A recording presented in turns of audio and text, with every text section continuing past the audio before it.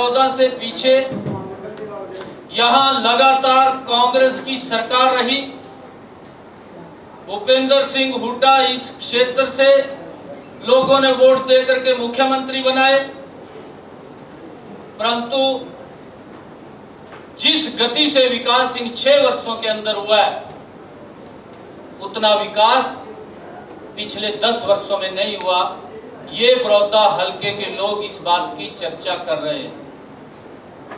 चाहे बड़ौदा में जो हरियाणा प्रदेश के अंदर आदरणीय मुख्यमंत्री जी ने महिला कॉलेज खोले, बड़ौदा भी उसमें पीछे नहीं रहा। बड़ौदा के अंदर भी 2 महिला कॉलेज वो खोले चल रहे हैं।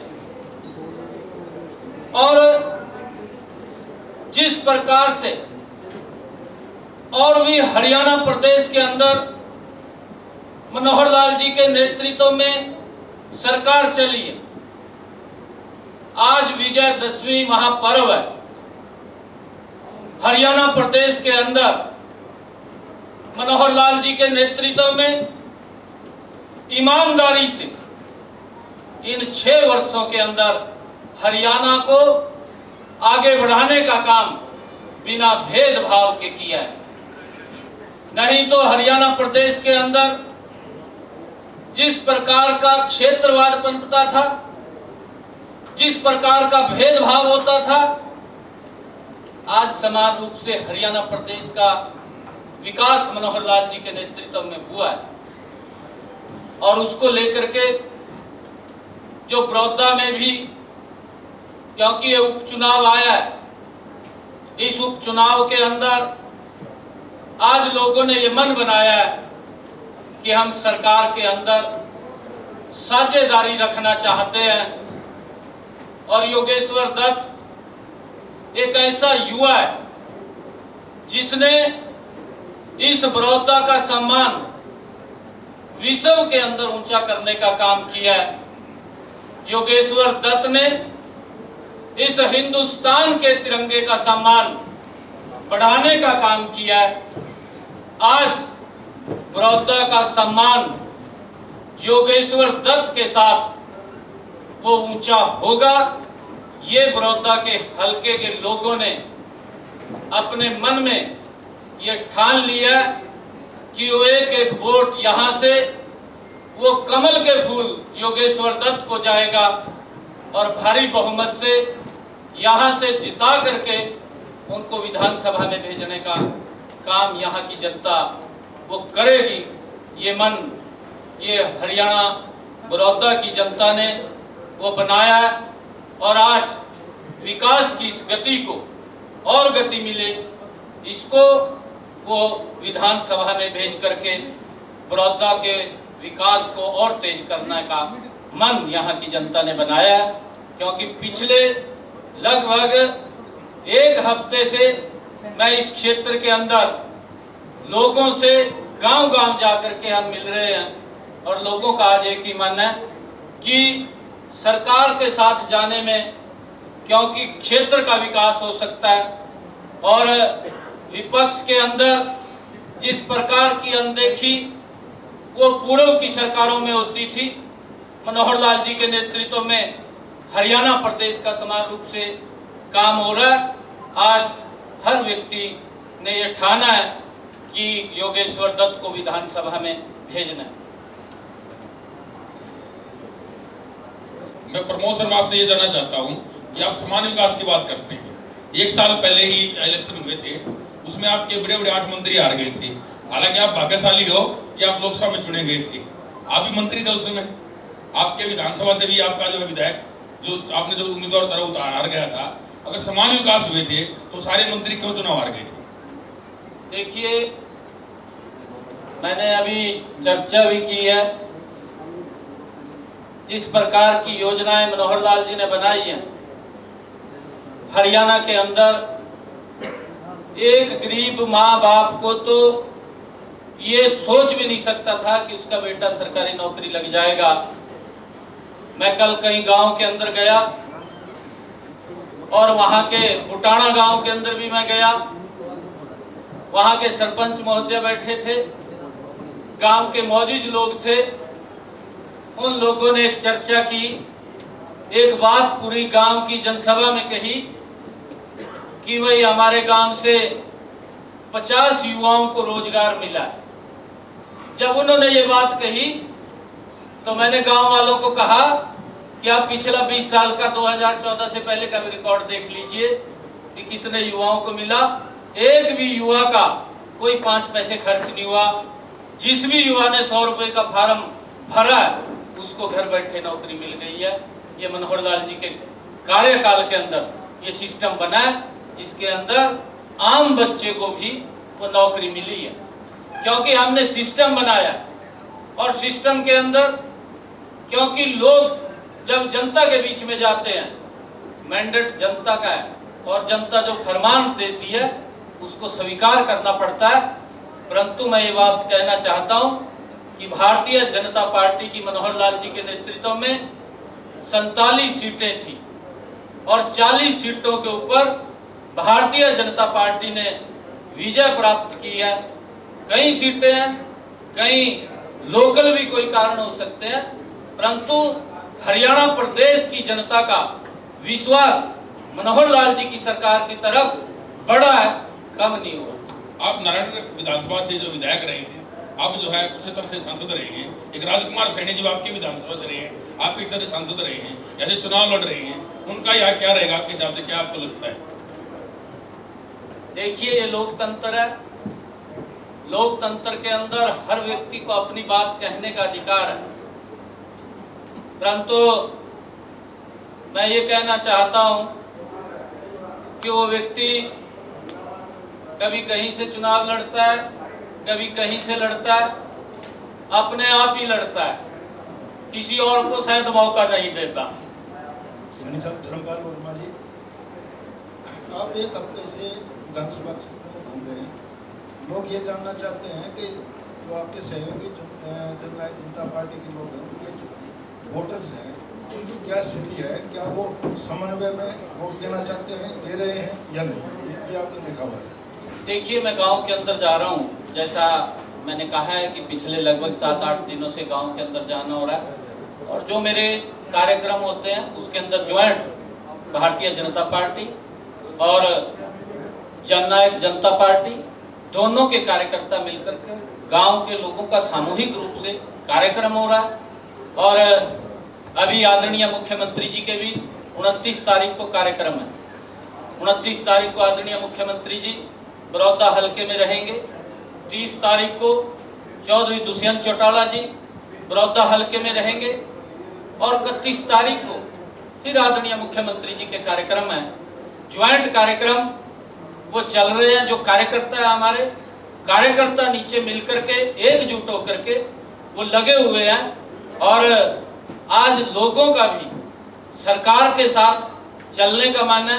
उनकी एक ही सोच है कि हमने विकास की गति को और तेज करना है और मिलकर के दोनों हमारे भाजपा और जजपा के कार्यकर्ता बड़ी मजबूती से नीचे बूथ के ऊपर चुनाव लड़ रहे हैं और लोगों को वो मिलकर के उनको सरकार की नीतियों के बारे में बता रहे हैं कि जो सरकार हरियाणा प्रदेश को बड़ी तेजी से मजबूती से आगे बढ़ाने में लगी हुई है और बड़ौदा भी उसमें पीछे ना रहे, बड़ौदा का भी विकास तेजी से हो, उसके लिए सभी हमारे कार्यकर्ता मजबूती से लगे हुए हैं। सैनी साहब, आपकी पार्टी, सैनी साहब, सैनी साहब, आपकी पार्टी जो सरकार चल रही है गठबंधन की चल रही है। कल कार्यकर्ता सम्मेलन था आपका और साथ में जो गठबंधन सरकार वो पार्टी है वो भी साथ में थी, दिग्विजय जी, लेकिन कहीं भी झंडा, कहीं भी निशान, कहीं भी कोई पोस्टर आपके यहाँ नहीं दिखा। सबका साथ, सबका विकास आप बात करते हो। नहीं, आप पीछे मेरे देखेंगे, इसके ऊपर भी आप देख रहे हैं। गांव के अंदर अगर आप लोग जाएंगे, गांव में भी दोनों झंडे वहां पर हैं। और एक और मैं आप लोगों की जानकारी में लगा दूं कि आदरणीय मुख्यमंत्री जी और दुष्यंत चौटाला जी दोनों का ज्वाइंट कार्यक्रम 31 तारीख को है। दोनों बड़ौदा हलके के अंदर ज्वाइंट कार्यक्रम वो करेंगे। 5 गाँव का उनका दौरा वो, क्योंकि सारा का सारा शेड्यूल आप लोगों के बीच में बाद में आ जाएगा। जो कार्यक्रम आएंगे उसकी जानकारी मैंने आप लोगों को दी है कि आदरणीय मुख्यमंत्री जी 29 तारीख को बड़ौदा हलके में रहेंगे और 30 तारीख को आदरणीय दुष्यंत चौटाला जी उप मुख्यमंत्री वो बड़ौदा में रहेंगे। 31 तारीख को ज्वाइंट कार्यक्रम रहेंगे। सब कार्यकर्ता दोनों दलों के मिलकर के मजबूती से इस चुनाव को लड़ रहे हैं और आज जनता ने भी मन बनाया कि यहाँ से कमल का फूल खिला करके योगेश्वर दत्त जी को विधानसभा में भेजेंगे और सरकार में साझेदारी करेंगे। सैनी साहब, मैं सुरेंद्र ने, अगर आपकी सरकार इतने अच्छे काम कर रही है तो बड़े बड़े नेता आपकी पार्टी छोड़ के क्यों जा रहे हैं? चाहे हम पूर्व विधायक श्याम सिंह राणा की बात करें या परमिंदर सिंह ढोल की बात करें। दूसरा सवाल मेरा आपके जो सहयोगी बैठे हैं गठबंधन के राणा साहब, इनसे भी है कि आप चौधरी देवलाल की नीतियों को चलाने की बात करते हो। आपके पीछे जो पोस्टर लगा है सिर्फ जज्बा लिखा हुआ है, ना आपका झंडा ना डंडा, और किसान लगातार जो विरोध कर रहे हैं, लेकिन आपकी नीतियां तो वो थी। तो दोनों अलग अलग मेरे को जवाब दें। देखिए, जो आपने बात कही है, क्योंकि जो 3 कृषि अध्यादेश ये कानून बने हैं, ये किसान के हित में बने हैं, किसान की मजबूती में बने हैं। और इसके अंदर, क्योंकि मैं ये कहना चाहूँगा कि मैं ट्रैक्टर रैली किसान इसके समर्थन में निकाल रहे थे, उस ट्रैक्टर रैली का विरोध करने के लिए किसान नहीं, कांग्रेस के कार्यकर्ता आए थे। किसान कांग्रेसी भी हो सकता है, किसान बीजेपी का भी हो सकता है, किसान जजपा का भी हो सकता है, किसान इनेलो का भी हो सकता है, किसान हर जगह होता है। परंतु जो मैंने देखा है वो दुर्भाग्यपूर्ण है। ये लोकतंत्र है। इस लोकतंत्र के अंदर हर व्यक्ति को अपनी बात कहने का अधिकार है, चाहे वो सत्ता पक्ष है, चाहे वो विपक्ष है। विपक्ष भी अपनी बात जनता के बीच में लेकर के जाता है, पक्ष भी अपना पक्ष जनता के बीच में रखता है। परंतु जिस प्रकार से यात्रा को रोक करके कांग्रेस के लोगों ने वहां हुड़दंग मचाया, वो निंदनीय है। और मैं ये कहना आपको चाहता हूं, क्योंकि जो ये कानून है, ये आदरणीय नरेंद्र मोदी जी ने किसान की मजबूती के लिए बनाए हैं, किसान की आय दुगनी हो उसके लिए बनाए हैं। आप लोग देखिए, इन पिछले 6 वर्षों के अंदर नरेंद्र मोदी जी ने चाहे प्रधानमंत्री किसान सम्मान निधि है, 6,000 रुपया उसके खाते में पहुंचाया, चाहे 2014 से लेकर के 2020 जो उन्होंने कहा कि 2022 तक किसान की आय को दुगना करेंगे, 1.5 गुना एमएसपी बढ़ाने का काम वो नरेंद्र मोदी सरकार ने किया। उसके बावजूद किसान को जोखिम भरी करने का काम प्रधानमंत्री फसल बीमा योजना के माध्यम से किसान को किया। आप लोग इसका भी आंकलन कर लीजिए कि पिछले वर्षों में, क्योंकि प्राकृतिक आपदा आती है, कभी नहीं भी आती, परंतु कोई बीमारी भी आ जाती है, किसान का फसल खराबा हो जाता है, और उस स्थिति के अंदर जो मुआवजा 2014 से लेकर के 2020 के बीच में इन 6 वर्षों के अंदर मनोहर लाल जी की सरकार ने किसान को दिया है, आप पिछला भी आंकलन कर लीजिए और आप किसानों को भी बताइए कि उनकी सरकार में, चाहे भूपेंद्र हुड्डा की सरकार रही है, चाहे इनेलो की सरकार रही है, कितना मुआवजा किसान को दिया है, जितना मुआवजा मनोहर लाल जी की सरकार ने, और अब ये जो दूसरी भारतीय जनता पार्टी गठबंधन की सरकार है, इन्होंने जितना मुआवजा दिया, इतना मुआवजा पूर्व की सरकारों में कभी नहीं दिया गया किसान को जितना अब दिया। आपका धन्यवाद। श्याम सिंह राणा, उसकी कोई अपनी ग्रीवेंसेस हो सकती है, पार्टी ने उनको सम्मान दिया, उनको जिला अध्यक्ष बनाया, उनको विधायक का टिकट दिया, उनको विधायक बनाया, विधायक बनाने के बाद उनको चीफ पार्लियामेंट्री सेक्रेटरी बनाया। अगर कोई कारण हो सकता है, क्योंकि पार्टी है, दल है इतना बड़ा, किसी कारण से टिकट नहीं मिली तो उसकी अपनी ग्रीवेंसेस है। और क्योंकि परमिंदर ढोल तो आपको मालूम ही है, आपके पड़ोसी है, यहाँ से आप उससे भी ज्यादा पूछ सकते हैं, क्योंकि वो टिकाऊ नहीं है। सर्वप्रथम आप सभी साथियों को और आपके द्वारा समस्त हरियाणा वासियों को विजयदशमी की शुभकामनाएं पूरे जननायक जनता पार्टी परिवार की तरफ से और गठबंधन की तरफ से भी।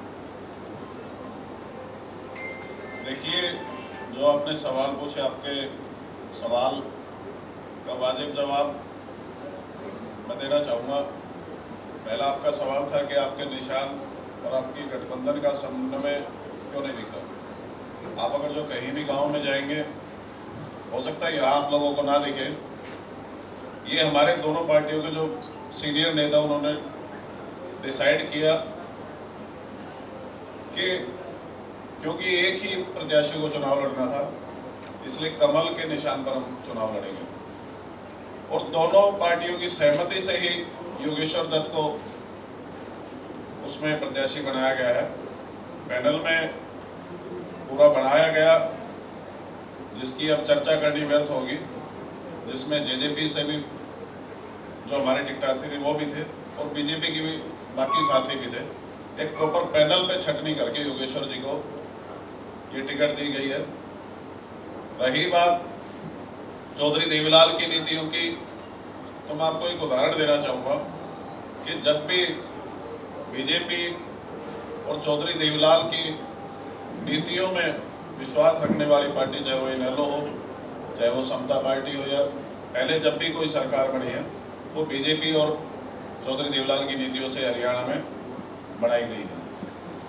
और चौधरी देवीलाल की नीतियों से जो भी सरकारें, जब भी कोई नई व्यवस्था बनती है इस देश में और प्रदेश में, कोई भी नई व्यवस्था है, चाहे वो बुढ़ापा पेंशन है, चाहे वो आप वेट का चर्चा करें, चाहे गरीब मजदूर के लिए कन्यादान की व्यवस्था करना उनकी बेटियों की शादी में, चाहे किसी गरीब मजदूर के लिए, पिछड़ी जातियों के लिए, हरिजन जातियों के लिए नंबरदार का, उनके लिए कोई रिजर्वेशन किसी भी तरीके की, वो चौधरी देवीलाल और बीजेपी ने मिलकर बनाई और उनको लागू किया है।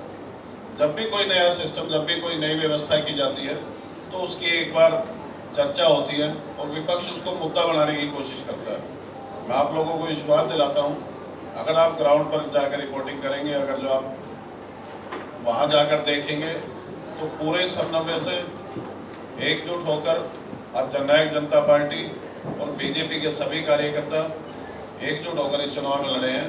और मैं विश्वास दिलाता हूँ कि चुनाव आज जननायक जनता पार्टी और बीजेपी के इस गठबंधन की सरकार की जो नीतियाँ हैं, इन्होंने जो आज व्यवस्थाएं बनाई हैं, इन्होंने जो लोगों को सुविधाएं दी हैं, जो जनता के हित के कार्य किए हैं, ये उनकी जीत होगी और योगेश्वर दत्त जी यहाँ से भारी बहुमत से विजयी होंगे। और कोई साथी कोई सवाल पूछना चाहता तो कोई हो रहा है? सैनी साहब, कमलदीप खत्री, मेरा क्वेश्चन आपसे दो रहेंगे, लेकिन पहला क्वेश्चन मेरा आपके जो प्रेस कॉन्फ्रेंस आपने ब्रीफ दिया उसके बारे में है। आपने कहा बड़ौदा के अंदर 2 कॉलेजेस हमने दिए हैं, एक बड़ौदा के अंदर, एक बैसवाल गाँव के अंदर। दोनों को, पहली बात तो ये दोनों गाँव के अंदर 6000 से अधिक मत हैं। बड़ौदा के अंदर 9200 मत हैं, तो वहीं 7200 मत बैसवाल गाँव के अंदर है। दोनों गाँव के अंदर न तो कोई बिल्डिंग है, न कोई टीचर है, न कोई वहाँ पर कलरक है। 6 एडमिशन तो बड़ौदा के अंदर हुए हैं और 12 एडमिशन बैसवाल गाँव के अंदर हुए हैं। अंत में जब इलेक्शन चला जाएगा उसके बाद ये कहकर उसको बंद कर दिया जाएगा कि यहाँ पर बच्चे नहीं आ रहे हैं। अगर वही मुड़लाना और कथुरा पर आते तो कितना प्रभाव रहता? देखिए, जो आपने बात की है, ये सिस्टम होता है, उसको आप भी जानते हैं, क्योंकि जो अनाउंसमेंट हुई है उसके बाद उसकी बिल्डिंग भी बन रही है। बड़ौदा के अंदर तो बिल्डिंग तैयार भी हो गई है, वहाँ बच्चों का एडमिशन भी हो गया। और देखिए, बच्चे आ रहे हैं, अभी शुरुआत है उसकी। भैंसवाल कला के अंदर वो काम चल रहा है। यूनिवर्सिटी की अनाउंसमेंट हुई है बुटाना के अंदर, और आईएमटी की घोषणा आदरणीय मुख्यमंत्री जी ने की है, यहाँ पर आईएमटी बनेगा। 2 नेशनल हाईवे इस बड़ौदा को टच करेंगे, क्योंकि बड़ौदा भी विकास के मामले में पीछे न रहे, इसका विकास तेजी से हो, उसके लिए हमारी सरकार कटिबद्ध है। और लोग सरकार के अंदर साझेदारी चाहते हैं। लोगों ने आज मन बनाया है कि आज जो हमारा गठबंधन का प्रत्याशी है योगेश्वर दत्त, भाजपा और जसपा का, उसको भारी बहुमत से जिता करके वो विधानसभा में भेजने का मन यहाँ की बड़ौदा की जनता ने बनाया है और विकास को और गति देगा। सैनी साहब, दूसरा क्वेश्चन मेरा ये था, इसी के अंदर हर पार्टी का अपना कैडर का वोट बैंक होता है, उसी तरह भारतीय जनता पार्टी का पिछड़ा वर्ग बड़ा कैडर माना जाता है। यहीं पर राजकुमार सैनी को उसके अंदर सेंध लगा रहे हैं, आप कहां से उसका पूरा करेंगे? देखिए, कहीं सेंध नहीं लग रही है, हम भी घूम रहे हैं। लोग ये बात, इस बात का मन बना चुके हैं कि अगर यहाँ से वो किसी और को वोट देते हैं तो खराब करने वाली स्थिति है, क्योंकि सरकार मनोहर लाल जी और दुष्यंत चौटाला जी के नेतृत्व में चल रही है। आज लोग सरकार में साझेदारी बनना चाहते हैं, लोग आज सरकार के साथ चलना चाहते हैं, अपने क्षेत्र का, अपने गांव का विकास करवाना चाहते हैं। आज जो आपने बात कही है कि राजकुमार सैनी उसमें सेंध लगा रहा है, मैंने उसके बात का जिक्र पहले किया है कि वो तो ऐसा व्यक्ति है कि जहाँ देखा अपने आप जाकर खड़े हो जाओ, वहाँ कोई और व्यक्ति नहीं है क्या भी यहाँ से लड़ने वाला हो। पहले गोहाना से लड़ा, आपके सामने है, और अब जाकर के बड़ौदा से खड़ा हो गया। पहले कहीं और से चला गया था वो उसने, क्योंकि जिस प्रकार से माहौल को खराब करने की कोशिश की जा रही है, लोग सब समझ रहे हैं। वो तो कहते हैं कि बीजेपी खरीद लेती है, इसलिए कुछ बड़ा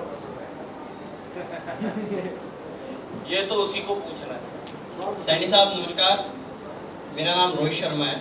अभी आपने कहा कि कोई किसान जजपा का है, कोई भाजपा का है, कोई नैलो का है, अलग अलग पार्टियों से आपने किसान को जोड़ दिया। वैसे तो जोड़ना नहीं चाहिए, किसान तो किसान होता है, किसी पार्टी का नहीं होता। और सेम डे सिरसा में एक कार्यक्रम रखा था इनेलो ने किसानों को लेकर, और उसी दिन कांग्रेस का भी एक बड़ा कार्यक्रम था, और उसी दिन दुष्यंत चौटाला के घर का घेराव हो गया। वहाँ पे कौन सी पार्टी का किसान पहुँचा था? देखिए, आपने जो ये कहा है भी किसान को पार्टी के साथ जोड़ दिया, मैंने किसान को पार्टी के नहीं साथ जोड़ा। किसान किसान है। मैंने ये कहा है कि कोई किसान जजपा में भी हो सकता है, कोई किसान बीजेपी में भी हो सकता है, कोई किसान कांग्रेस में भी हो सकता है। मैंने ये बात कही है, मैंने ये नहीं कहा कि किसान पार्टी के साथ जुड़ा है। हर व्यक्ति किसी न किसी दल में कहीं ना कहीं कोई किसी की आस्था हो सकती है, वो उसके साथ जुड़ा हो सकता है। परंतु जिस प्रकार से इन बिलों का विरोध किया गया वो कांग्रेस के द्वारा किया गया, और कांग्रेस द्वारा सुनियोजित तरीके से किया गया। लोगों को भ्रम में डाला गया। किसान को इसके बारे में अवगत कराना चाहिए। प्रधानमंत्री फसल बीमा योजना आई, उसके बारे में भ्रम में डाल दिया। सीए का मुद्दा आदरणीय प्रधानमंत्री जी ने सिटीजनशिप अमेंडमेंट बिल लेकर के आए। पूरे देश के अंदर लोगों को गुमराह करने का काम कांग्रेस के लोगों ने किया। जो देश के हित में है, देश की जो समस्याएं हैं, उन समस्याओं का अगर समाधान हो रहा है और कांग्रेस उसके अंदर भी राजनीति देखती है। किसान राजनीति का अड्डा नहीं है, किसान की आय का सवाल था। ये प्रधानमंत्री जी ने कहा कि आप लोकसभा के पटल पर चर्चा करें, तो जब ये बिल आया था, परंतु वहां उन लोगों ने चर्चा नहीं की। किसान में आके झूठ बोल दिया कि आपकी मंडी खत्म हो रही है, आपका एमएसपी खत्म हो रहा है। किसान भोला है, उनकी बातों में आ गया भ्रम है। कोरोना जैसा वैश्विक संकट था, उसके कारण थोड़ी सी दिक्कत आई है, परंतु हम गांव के अंदर जा रहे हैं। किसी किसान के अंदर भी किसी प्रकार की कोई भ्रम नहीं है, वो सब समझ रहे हैं। देखिए, मैं ये कहना चाहूँगा कि जो पंजाब सरकार ने ये कहा है, उसने किसान को मुझाने का काम किया, किसान को कमजोर करने का काम किया। पंजाब सरकार ने जो उन्होंने अपना एक एक्ट बनाया है, ये शब्द लिखना चाहिए था, उन्होंने ये नहीं लिखना चाहिए था। अभी अगर कोई एमएसपी से कम पे खरीदेगा उसको 3 साल की सजा होगी, ये बात उन्होंने कही है। किसान का कपास एमएसपी पे खरीद रहे हैं, किसान की सरसों एमएसपी पे खरीद रहे हैं, किसान की सूरजमुखी एमएसपी पे खरीद रहे हैं, किसान की दालें एमएसपी पे खरीद रहे हैं। राहुल गांधी को नजर नहीं आ रहा कि पंजाब के मुख्यमंत्री को बोले, जहां पर कांग्रेस की सरकार है या राजस्थान में कांग्रेस की सरकार है, कि वो भी किसान के इस फसल को एमएसपी पे खरीदे, किसान को गुमराह मत करें। सांसद से पूछकर उनकी जमीनें ली जा रही हैं। सांसद जी, पुरानी कांग्रेस सरकार की तरह ये नहीं कि हमें यही चाहिए, ये हमें लेंगे। आज 24 गांव के किसानों से पूछा गया है, एक व्यवस्था बनाएगी जहाँ के किसान ज़्यादा खुश होंगे, जहाँ किसानों की ज़्यादा सहमति होगी, उन्हीं गांव की ज़मीनें ली जाएंगी। ये भी एक बहुत बड़ी उपलब्धि है, इसका भी आप लोगों को समाज में और सारी जगह प्रचार करना चाहिए। सांसद जी पर क्या कहना है, कितना सही है कितना गलत है, और पुतला भी इसका फूका गया है आपकी कैंडिडेट का बैकवर्ड समाज की तरफ से। देखिए, ये इलेक्शन के अंदर जिस प्रकार की बातें खड़ी होती हैं, मेरे ख्याल से जब इलेक्शन चलता है तो उसके पिछले सारे रिकॉर्ड निकाल लिए जाते हैं, परंतु आप उसके अंदर भी जाइए जो उसने ट्वीट किया, उसने क्या कहा था, और जिन लोगों ने उसके बारे में इस प्रकार की अफवाह फैलाई है, उनका जो ट्वीट था आप उसको भी अध्ययन कर लीजिए कि उन्होंने क्या बात कही थी। उन्होंने इस प्रकार का कोई विषय नहीं कहा था, परंतु जो आरक्षण को लेकर के इसमें जो खबर छपी थी वो खबर भी, उसके पीछे कौन लोग थे वो भी आप जानते हैं। आप सबका बहुत बहुत धन्यवाद। नहीं, आज से पहले तो किसान के नाम के ऊपर राजनीति होती रही है, किसान को गुमराह किया गया, परंतु आप लोग, मैंने इस बात की चर्चा की है कि 2014 के पहले का भी एमएसपी देख लीजिए और 2014 के बाद का भी एमएसपी देख लीजिए, कितना बढ़ाया है। किसान को मजबूत करने का काम नरेंद्र मोदी ने किया है, किसान के नाम की राजनीति नहीं की, किसान को मजबूत किया है। आप उसका भी आंकलन करना चाहिए। एक सुमित राणा से सवाल है मेरा। सुमित राणा कह रहे हैं एक सवाल पूछो, बस एक सवाल पूछो। सुमित राणा का सर एक ये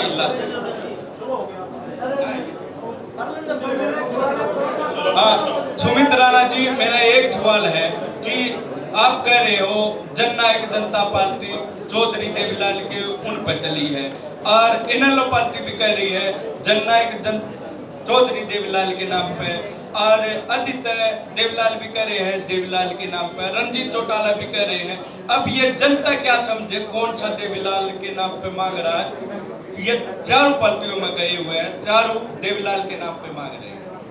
देखिए, इस तरह के जो हमारे समाज में शख्सियत हुई है, चाहे वो चौधरी देवीलाल है, चाहे सर छोटूराम है, चाहे BR अम्बेडकर जी हैं, चाहे महर्षि वाल्मीकि जी हैं, जो भी इस तरह की शख्सियतें हैं, वो किसी एक पार्टी से बंधी नहीं होती। वो तो पार्टी को देखनी है कि उन्हें किसकी विचारधारा को आगे बढ़ाना है, चाहे वो अभय सिंह जी कहें, चाहे आदित्य जी कहें, चाहे रणजीत जी कहें। एक पारिवारिक के नाते वो अलग बात है, लेकिन जनता इस बात को जानती है कि अगर चौधरी देवीलाल की नीतियों को, चौधरी देवीलाल की नीतियों का विस्तार, चौधरी देवीलाल को एक इंस्टीट्यूट कोई मानता है और उनका सच्चे पक्षों में कोई चलता तो जननायक जनता पार्टी है। जनता आज इस भ्रम में नहीं है कि चौधरी देवीलाल को कौन कौन यूज करता है।